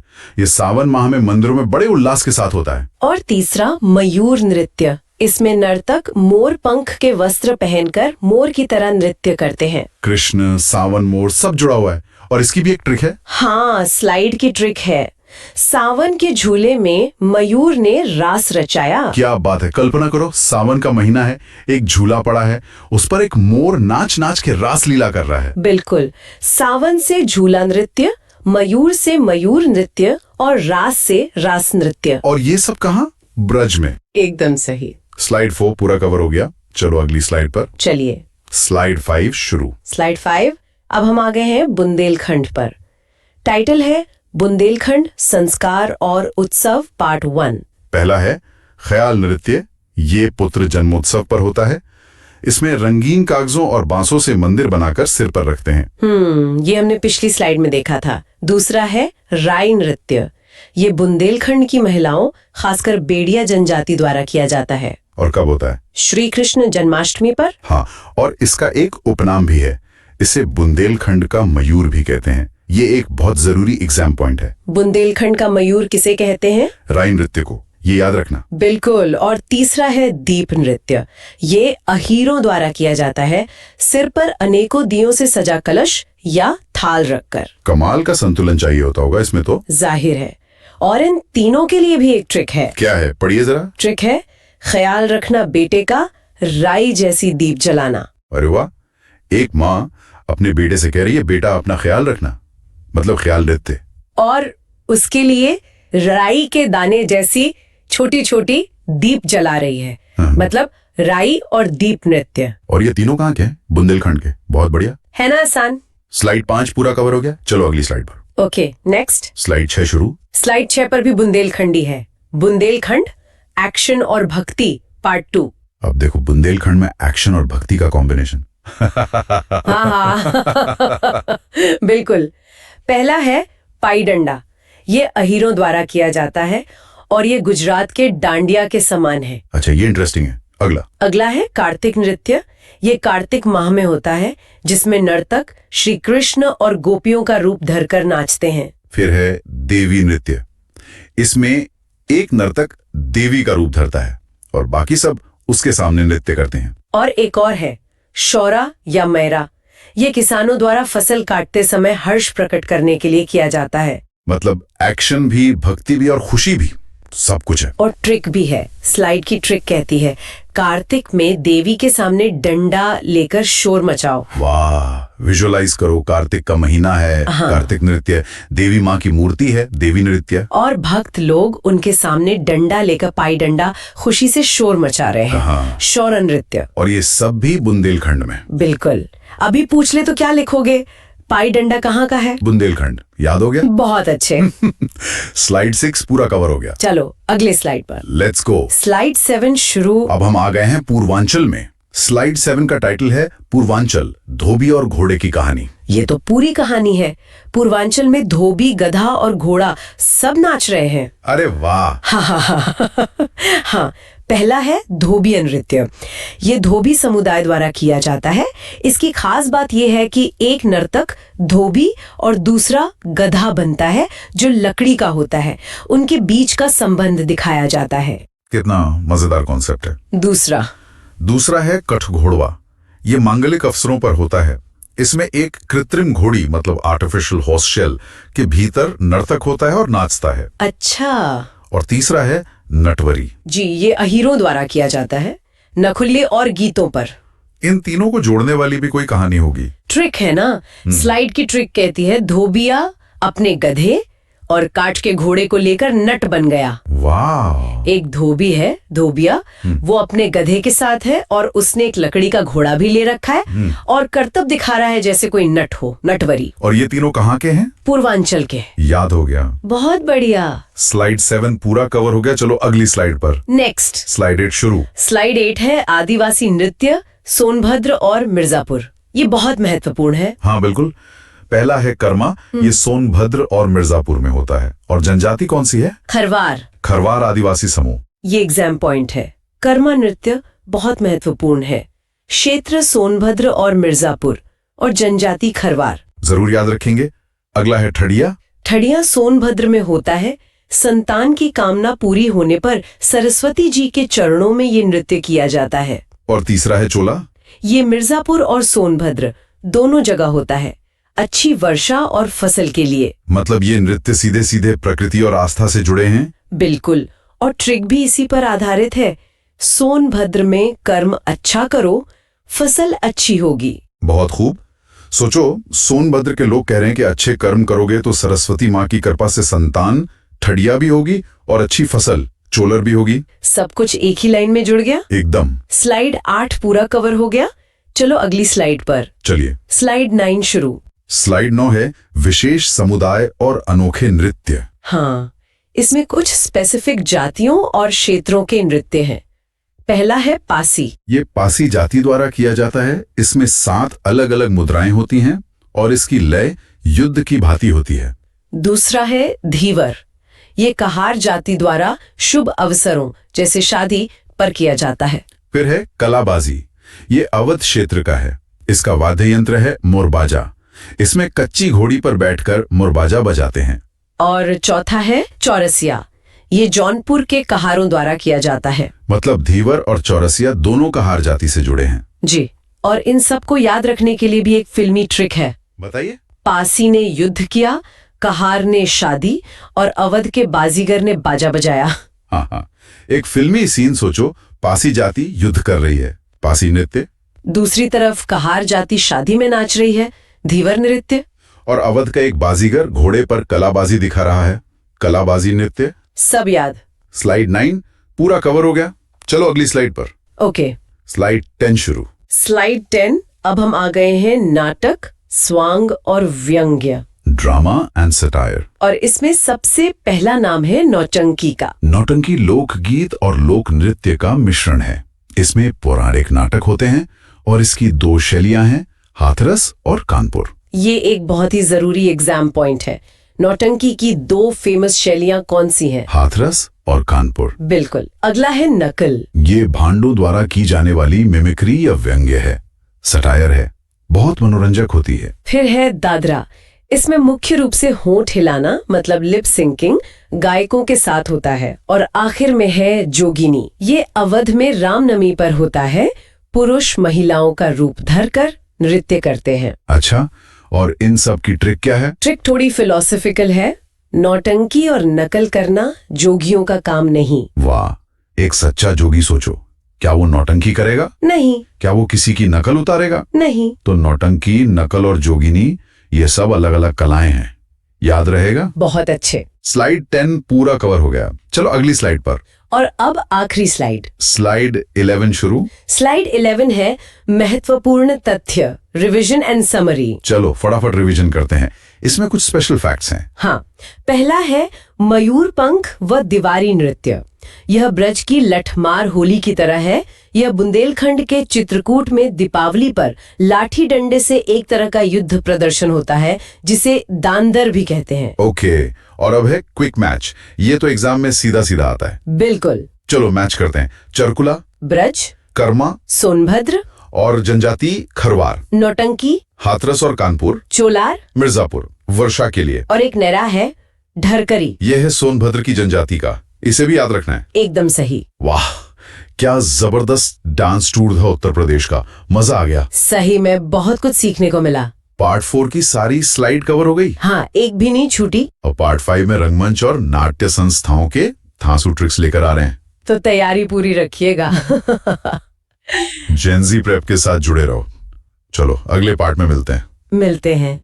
आज का हमारा जो टॉपिक है वो है यूपी कला और संस्कृति मैराथन का पार्ट 5। और इसमें हम 2 बहुत ही मजेदार टॉपिक्स कवर करने वाले हैं। जी हाँ, पहला है रंगकर्म मतलब थिएटर और दूसरा है संग्रहालय यानी कि म्यूजियम्स। अरे वाह, और सबसे अच्छी बात क्या है? सबसे अच्छी बात यह है कि हम इसे याद करेंगे हमारी अपनी देसी मेमोरी ट्रिक्स के साथ, ताकि दिमाग में सब कुछ एकदम फिट हो जाए। हा हा हा। बिल्कुल। इस स्लाइड का हर शब्द कवर हो गया। चलो अगली स्लाइड पर चलते हैं। अब इस स्लाइड को ध्यान से देखते हैं। चलिए, तो अब यूपी में थिएटर के इतिहास में एक छोटा सा चक्कर लगा के आते हैं। बिल्कुल। कहाँ से शुरुआत होती है इसकी? पहला पॉइंट देखिए, साल था 1843 और जगह थी लखनऊ। नवाबों का शहर। जी, यहाँ नवाब वाजिद अली शाह ने एक नाटक लिखा था, किस्सा राधा कन्हैया, और उसका मंचन हुआ। अच्छा, तो ये यूपी में पहला प्रयास माना जाता है। हाँ, इसे पहला व्यवस्थित प्रयास मानते हैं। तो पहला नाटक किसने करवाया? नवाब वाजिद अली शाह ने। ये तो पक्का एग्जाम पॉइंट है। बिल्कुल। फिर ठीक 10 साल बाद, मतलब 1853 में उन्हीं के संरक्षण में एक और नाटक आया। कौन सा? सैयद आगा हसन अमानत लखनवी का लिखा हुआ इंदर सभा, इसका भी मंचन हुआ। तो पहले राधा कन्हैया और फिर इंदर सभा, समझ गई। जी। फिर आया साल 1881। इसमें एक बहुत महत्वपूर्ण व्यक्ति थे, पंडित माधव शुक्ल, प्रयाग से। वो तो कवि भी थे और स्वतंत्रता सेनानी भी। हाँ, उन्होंने अपने नाट्य लेखन और निर्देशन से कई नगरों में हिंदी नाट्य समितियों की स्थापना की। मतलब इन्होंने थिएटर को और भी ज्यादा फैलाया। एकदम सही। अब आती है हमारी देसी ट्रिक। चलो दिमाग में कहानी बनाते हैं। हाँ, बताइए क्या कहानी है? सोचो, 43 साल की राधा कन्हैया के एक दीवानी है जो 53 साल की उम्र में इंद्र सभा देखने जाती है। मजेदार है ना? बहुत मजेदार। तो मेरे साथ बोलिए, 43 में राधा कन्हैया की कहानी, 53 में इंद्र सभा की दीवानी। यानी 1843 में राधा कन्हैया और 1853 में इंद्र सभा। दिमाग में 3D तस्वीर बन गई ना? बिल्कुल बन गई। इस स्लाइड का हर शब्द कवर हो गया।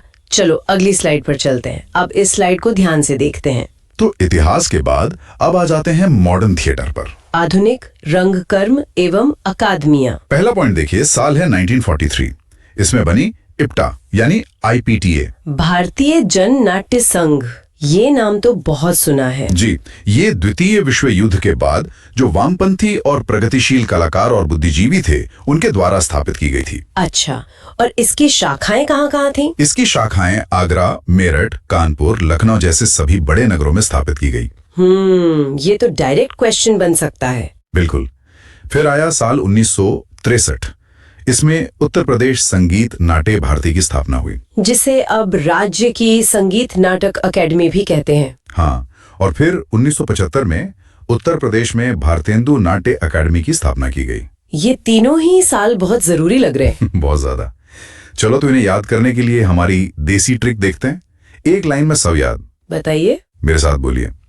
WW2 के बाद 43 में आया IPTA, 63 में बजा संगीत, 75 में आए भारतेंदु।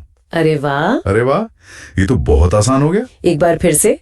1943 में IPTA, 1963 में संगीत नाटक अकेडमी और 1975 में भारतेंदु नाट्य अकेडमी।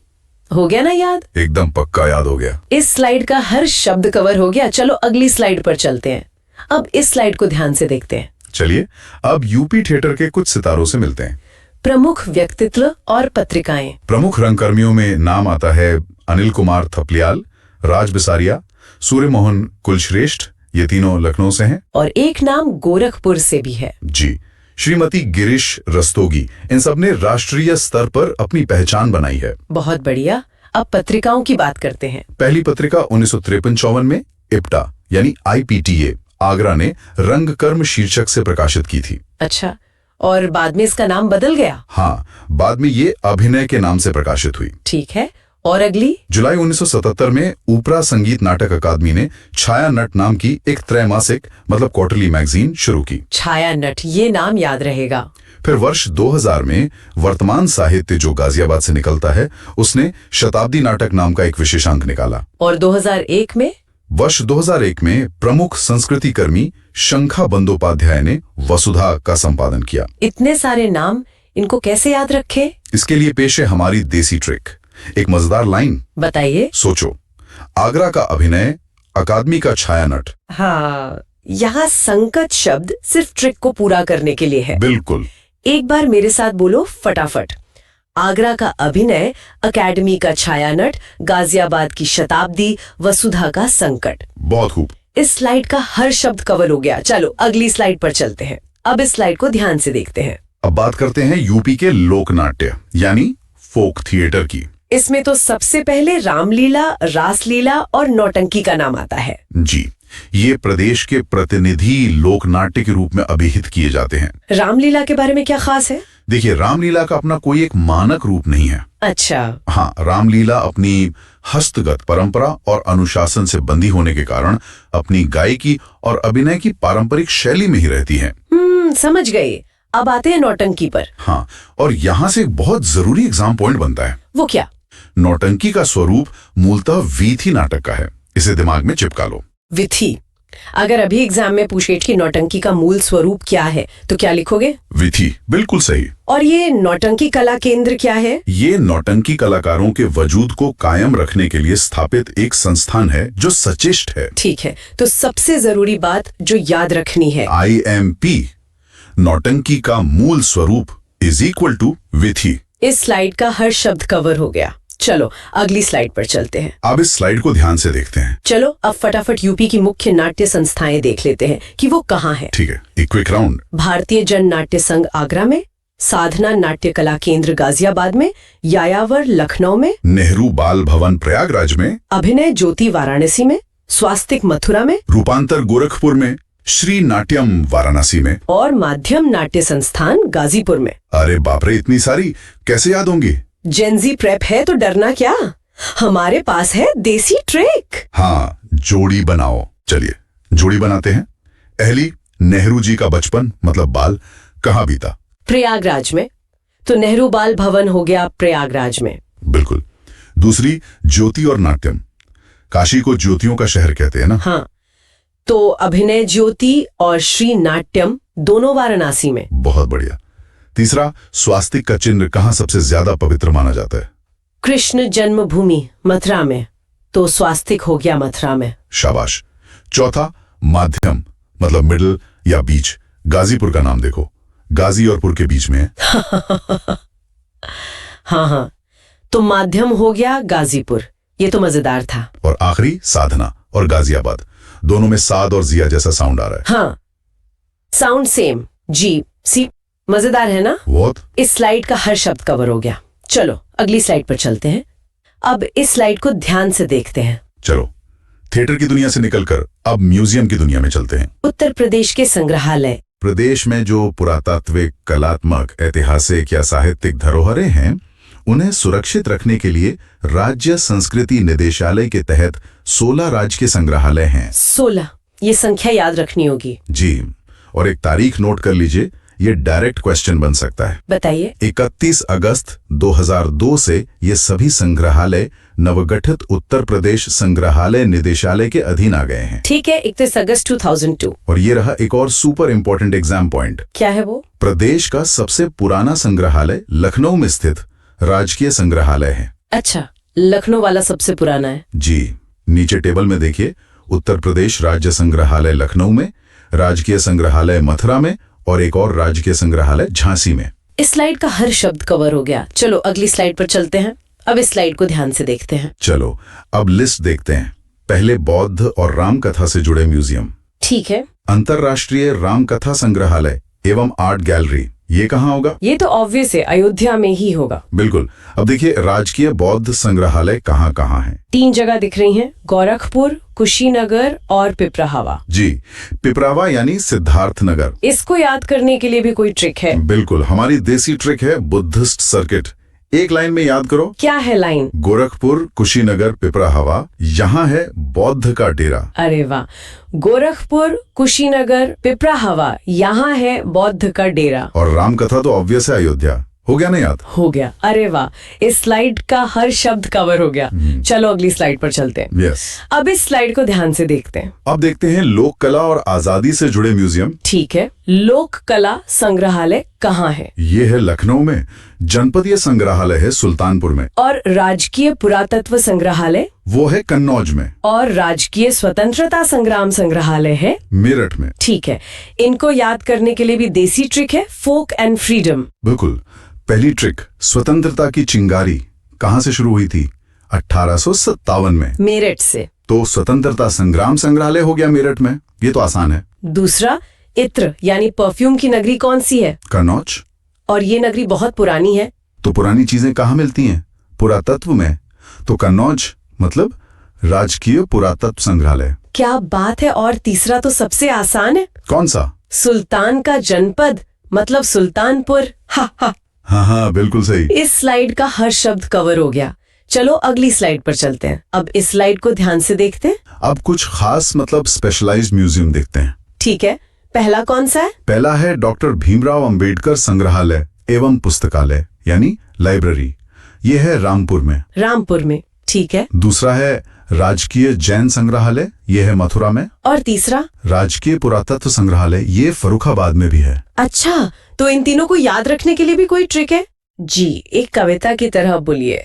रामपुर में किताबें, मथुरा में जैन, फर्रुखाबाद में भी पुरातत्व का चैन। वाह, एक बार मेरे साथ बोलो फटाफट। रामपुर में किताबें, मथुरा में जैन, फर्रुखाबाद में भी पुरातत्व का चैन। बहुत बढ़िया, इस स्लाइड का हर शब्द कवर हो गया। चलो अगली स्लाइड पे चलते हैं। अब इस स्लाइड को ध्यान से देखते हैं। अब कुछ प्रमुख संग्रहालयों की डिटेल्स देखते हैं। पहला है राजकीय संग्रहालय लखनऊ। इसके बारे में खास क्या है? यह प्रदेश का एक विशालतम और बहुउद्देशीय संग्रहालय है। स्थापना कब हुई थी? इसकी स्थापना 1863 में की गई थी। और ये है कहाँ पर? ये बनारसी बाग के प्राणी उद्यान मतलब जू में स्थित है और ये संग्रहालय कानपुर विश्वविद्यालय से शोध केंद्र के रूप में भी मान्यता प्राप्त है। अच्छा, और इसकी सबसे विशेष बात क्या है? इसकी सबसे विशेष बात जो कि एक सुपर एग्जाम पॉइंट है वो ये है कि प्रसिद्ध कवि मलिक मोहम्मद जायसी की पद्मावत की जो देवनागरी लिपि में लिखी सबसे पुरानी पोथी है वो इसी संग्रहालय में रखी है। अरे वाह, ये तो बहुत बड़ी बात है। जी हाँ। अब है देसी ट्रिक।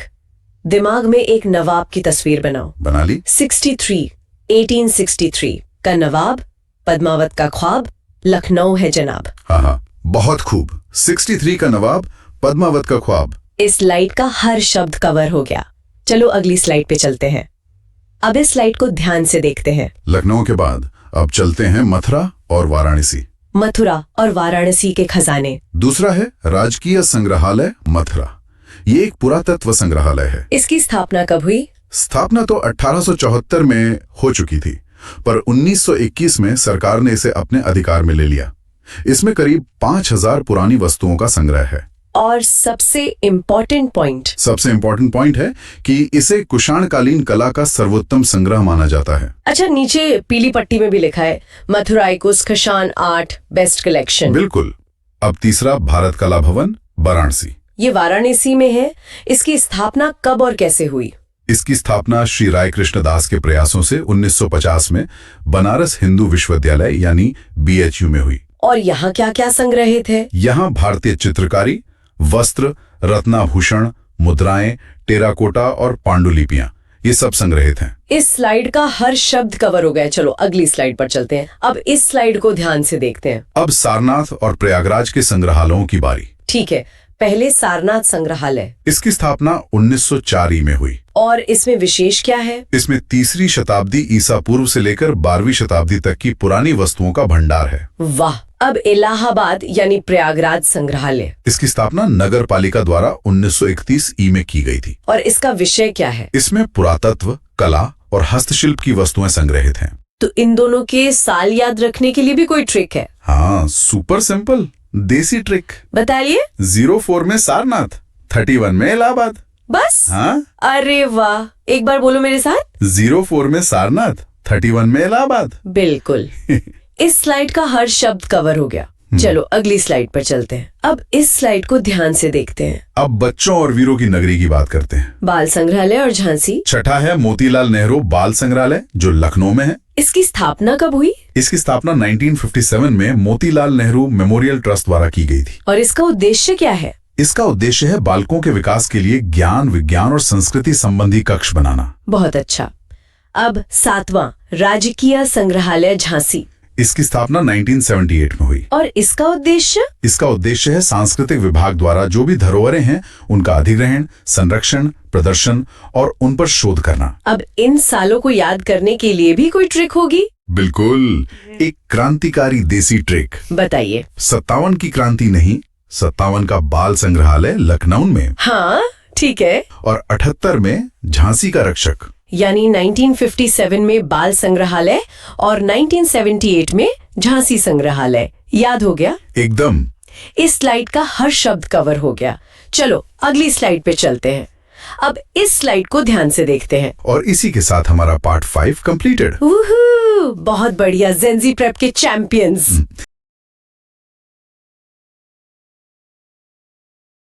जेनजी प्रेप के बच्चों, आज हमारी पूरी मैराथन सीरीज का आखिरी पार्ट है आखिरी पार्ट। और जोश एकदम हाई। बिल्कुल। यूपी संस्कृति, कला और भाषा साहित्य, आज सब कुछ फाइनल रिवीजन के साथ क्लियर करेंगे। तो फिर देर किस बात की? तो एक बड़ी सी मुस्कान के साथ आखिरी पार्ट शुरू करते हैं। ठीक। तो पहली स्लाइड है भाषा विभाग, उसके कार्य और संस्थाएं। देखो, भाषा विभाग का काम क्या है? शासन के समस्त विभागों से प्राप्त अनुवाद कार्य तथा विभागीय मैनुअलों, संकलनों एवं संदर्भ ग्रंथों का प्रकाशन करना। ओ, मतलब ट्रांसलेशन और पब्लिकेशन। हाँ, और इसके साथ साथ विभिन्न भाषाओं से संबंधित कार्यकलापों तथा योजनाओं को संचालित करना। ठीक है। एकदम सिंपल भाषा में कहूं तो भाषा डिपार्टमेंट का काम ट्रांसलेशन और पब्लिकेशन का है, बस। एकदम क्लियर। अब आते हैं इसकी प्रमुख संस्थाओं पर। ध्यान से सुनना, क्योंकि ज्यादातर एक ही शहर में है। अच्छा। पहला, उत्तर प्रदेश हिंदी संस्थान लखनऊ। दूसरा, उत्तर प्रदेश संस्कृत संस्थान लखनऊ। तीसरा, उत्तर प्रदेश उर्दू अकेडमी लखनऊ। सब लखनऊ में? हाँ। चौथा, उत्तर प्रदेश भाषा संस्थान लखनऊ। पांचवा, उत्तर प्रदेश सिंधी अकेडमी लखनऊ। छठा, उत्तर प्रदेश पंजाबी अकेडमी लखनऊ। अरे वाह। सातवां, स्व फखरुद्दीन अली अहमद मेमोरियल कमेटी, ये भी लखनऊ। और आठवां है हिंदुस्तानी अकेडमी प्रयागराज। ओ, तो मतलब एक को छोड़कर बाकी सब लखनऊ में है। और यही है हमारा एग्जाम पॉइंट। अब देखो जादू, इसको याद कैसे रखें? डायरेक्ट क्वेश्चन बन सकता है ये। बताइए बताइए। ट्रिक है, संस्थाओं का हब सारे लखनऊ में है, बस एक हिंदुस्तानी को प्रयागराज में बिठाया है। ये तो बढ़िया है। मन में एक 3D तस्वीर बनाओ। एक बड़ा सा हॉल है, नाम है लखनऊ, और उसमें हिंदी, संस्कृत, उर्दू, सिंधी, पंजाबी सब बैठे हैं। देख सकती हूँ मैं। बस एक हिंदुस्तानी भाई साहब अलग से प्रयागराज के सोफे पर बैठे हैं। अरे वाह, अकेले। हाँ, अब अपने मन में इस ट्रिक की रील चला दो। सब लखनऊ में, हिंदुस्तानी प्रयागराज में। याद हो गया ना? एकदम, अब नहीं भूलूंगी। तो संक्षिप्त रिकैप क्या हुआ? भाषा विभाग अनुवाद और प्रकाशन करता है और हिंदुस्तानी एकेडमी को छोड़कर बाकी सब संस्थाएं लखनऊ में हैं। शानदार। शाबाश। अब इसी जोश के साथ अगली स्लाइड पर चलते हैं। चलिए। हमारी अगली स्लाइड है ऐतिहासिक संस्थाएं, सबसे पुरानी और पहली। ये इंपॉर्टेंट होगा बहुत ज्यादा। पहला पॉइंट, हिंदुस्तानी एकेडमी प्रयागराज। ये एक ऐतिहासिक संस्था है। स्थापना हुई थी 29 मार्च 1927 को। 1927, मतलब आजादी से भी पहले। हाँ। और दूसरा पॉइंट है उत्तर प्रदेश उर्दू अकेडमी लखनऊ। स्थापना 1972। और ये देखो, ये महत्वपूर्ण तथ्य है, यह देश की प्रथम अकेडमी है जिसकी स्थापना राज्य सरकार द्वारा की गई थी। देश की पहली? वाव।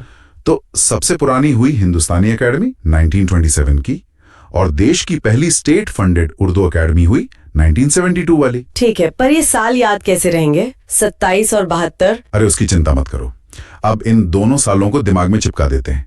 दिखाइए जादू। तो 1927 के लिए ट्रिक है, अंग्रेजों के राज में 27 में हिंदुस्तानी जागा। सोचो, 1927 में एक हिंदुस्तानी शेर जाग रहा है। वाह, 27 में हिंदुस्तानी जागा। और 1972 के लिए, आजादी के बाद उर्दू की शायरी सुनकर दिल 72 बार धड़का। क्या सीन है ना? हाँ। अब इन दोनों सीन्स को दिमाग में फ्रेम करके सेव कर लो। एक में अंग्रेजों के टाइम पर हिंदुस्तानी जाग रहा है, दूसरे में शायरी सुनकर दिल 72 बार धड़क रहा है। विजुअलाइजेशन हो गया। तो झट से बोलो, बिना सोचे, हिंदुस्तानी कब जागा? 27 में। और दिल कब धड़का? 72 में। बैठ गया ना दिमाग में? एकदम। तो रिकैप, हिंदुस्तानी अकेडमी 1927 और देश की पहली उर्दू अकादमी 1972 लखनऊ। शाबाश। अब इसी जोश के साथ अगली स्लाइड पर चलते हैं। Let's go. अगली स्लाइड का हेडिंग है राजभाषा हिंदी का सफर। ये तो बहुत जरूरी टॉपिक है। सबसे जरूरी। पहली घोषणा देखो, प्रदेश में सर्वप्रथम अक्टूबर 1947 में देवनागरी लिपि में लिखित हिंदी को अपनी राजभाषा घोषित किया गया था। 1947 मतलब देश की आजादी के तुरंत बाद? बिल्कुल, लेकिन अनिवार्यता यानी मैंडेटरी यूजेज वो बाद में हुआ। 26 जनवरी 1968 से राजभाषा हिंदी का प्रयोग प्रदेश के समस्त सरकारी कार्यालयों में अनिवार्य कर दिया गया है। ओ, तो घोषणा 47 में पर लागू 68 में हुआ। इसमें तो काफी समय लग गया। हाँ, और ये डेट्स बहुत इंपॉर्टेंट है। डायरेक्ट क्वेश्चन बनता है, चलो ट्रिक से याद करते हैं। बिल्कुल। 1947 के लिए ट्रिक है देश आजाद, हिंदी का राज, राजभाषा। 47 में देश को आजादी मिली और यूपी में हिंदी को राज मिला। ये तो सीधा कनेक्शन है, देश आजाद, हिंदी का राज। और 1968 के लिए सरकार 68 में अड़ गई कि अब तो हिंदी बोलनी ही पड़ेगी, मतलब अनिवार्य। सरकार अड़ गई। ये अच्छा है। सरकार अड़ गई कि अब सब काम हिंदी में ही होगा। अब इसकी 3D तस्वीर मन में बना लो। 1947 में तिरंगा लहरा रहा है और साथ में राजभाषा हिंदी का बोर्ड लग रहा है। ठीक है। फिर 1968 में एक अफसर टेबल पर हाथ पटककर अड़ गया है कि फाइल हिंदी में लाओ। ये सीन तो याद रहेगा। तो अगर पेपर में यही लाइन आ जाए, तुम कैसे लिखोगे? राज कब मिला 47 में और सरकार कब अड़ी 68 में। बढ़िया। तो संक्षिप्त रिकैप, अक्टूबर 1947 में हिंदी राजभाषा घोषित हुई और 26 जनवरी 1968 से अनिवार्य हो गई। एकदम क्लियर। शाबाश। अब इसी जोश के साथ अगली स्लाइड पर चलते हैं। चलिए। अगली स्लाइड एक बहुत ही खास साल के बारे में है। 1976 हिंदी और संस्कृत संस्थान। 1976। हाँ, पहला पॉइंट, उत्तर प्रदेश हिंदी संस्थान स्थापना 30 दिसंबर 1976। ठीक है। और दूसरा पॉइंट, उत्तर प्रदेश संस्कृत संस्थान स्थापना 31 दिसंबर 1976। अरे वाह, ये तो जुड़वा भाई हैं, एक दिन के अंतर पे पैदा हुए। हाँ, मैंने भी यही सोचा था। चलो ट्रिक बॉक्स देखते हैं। साल की ट्रिक है 76 में हिंदी और संस्कृत दोनों एक साथ छा गए। 76 में छा गए, ये तो राइम भी कर रहा है। बिल्कुल। और डेट की ट्रिक, साल का आखिरी धमाका, 30 को हिंदी आई, 31 को संस्कृत आई। न्यू ईयर से ठीक एक दिन पहले। 30 और 31 दिसंबर। हाँ, अब दिमाग में बनी तस्वीर को एक बार चला के देखो। साल खत्म हो रहा है, 30 दिसंबर को हिंदी संस्थान का गेट खुलता है और 31 को संस्कृत संस्थान का। दोनों भाई भाई। ये तो कभी नहीं भूल सकता। अब खुद को चेक करो, याद बैठ गई ना? हिंदी संस्कृत संस्थान कब छा गए? 76 में। और डेट क्या थी? 30 और 31 दिसंबर। बहुत अच्छे। तो रिकैप, 1976 में जुड़वा संस्थानों की स्थापना हुई। 30 दिसंबर को हिंदी संस्थान और 31 दिसंबर को संस्कृत संस्थान। शानदार। शाबाश। अब इसी जोश के साथ अगली स्लाइड पे चलते हैं। आगे बढ़ते हैं। तो अगली स्लाइड है सिंधी और पंजाबी एकेडमी। अच्छा, अब दूसरी भाषाओं की बारी। हाँ जी। पहला पॉइंट, उत्तर प्रदेश सिंधी अकादमी, स्थान लखनऊ, स्थापना 7 फरवरी 1996। 1996। और दूसरा पॉइंट, उत्तर प्रदेश पंजाबी अकादमी, स्थान ये भी लखनऊ और स्थापना 5 मार्च 1999। 1999, दोनों लखनऊ में और साल है 96 और 99। बिल्कुल। अब इन सालों को याद करना है, चलो इन नंबरों के साथ खेलते हैं। खेलें? तो सिंधी 96 के लिए ट्रिक है, सिंधी भाई 96 का व्यापार सीधा करते हैं, कोई उल्टा सीधा काम नहीं, एकदम 96 का सीधा व्यापार। हाँ, सीधा व्यापार 96। और पंजाबी 99 के लिए, पंजाबी का जोश 99 पे आउट नहीं होता, पूरा 100 करता है। जैसे क्रिकेट में होता है, 99 पर पहुंचकर जोश और बढ़ जाता है। एग्जैक्टली। अब मन में 2 दुकानें बनाओ, एक सिंधी स्टोर्स जिसका बोर्ड सीधा 96 जैसा है, और दूसरी पंजाबी ढाबा जहां स्कोर बोर्ड पर 99 लिखा है और सब भांगड़ा कर रहे हैं। वाह, क्या विजुअल है। अब अपने मन में स्ट्रिक की रील चला दो, सिंधी का सीधा व्यापार 96, पंजाबी का जोश 99। तो क्या याद? तो रिकैप, सिंधी एकेडमी 96 और पंजाबी एकेडमी 99 दोनों लखनऊ में। बिल्कुल पक्का हो गया। शाबाश। अब इसी जोश के साथ अगली स्लाइड पर चलते हैं। चलिए। और अब हम आ गए हैं अपनी आखिरी टॉपिक वाली स्लाइड पर, उर्दू द्वितीय राजभाषा। ये बहुत ही महत्वपूर्ण है। बहुत इंपॉर्टेंट है।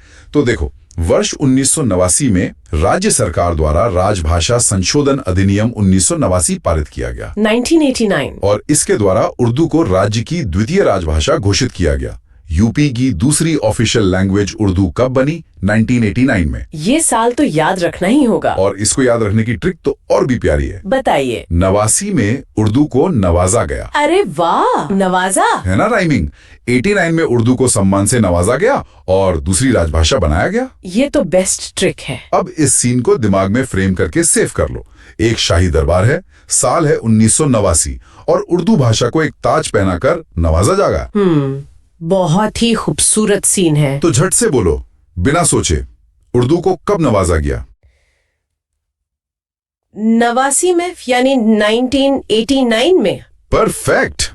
तो रिकैप, 1989 के संशोधन अधिनियम द्वारा उर्दू को यूपी की दूसरी राजभाषा घोषित किया गया। एकदम याद हो गया। वाह, इसी के साथ हमारी पूरी मैराथन सीरीज क्लियर हो गई। क्या बात है, मजा आ गया। अगर जेंजी प्रेप की ये मैराथन क्लास काम आई हो तो लाइक ठोक दो और दोस्तों के साथ शेयर भी कर दो, सबका भला होना चाहिए। बिल्कुल। और कमेंट में बताओ मैराथन कैसा लगा। आपके कमेंट्स का इंतजार रहेगा। और हाँ, जेंजी प्रेप को सब्सक्राइब करो और बेल दबा दो ताकि कोई भी अगली मैराथन क्लास मिस ना हो। अगली मैराथन क्लास में फिर मिलेंगे। जरूर मिलेंगे। Bye bye.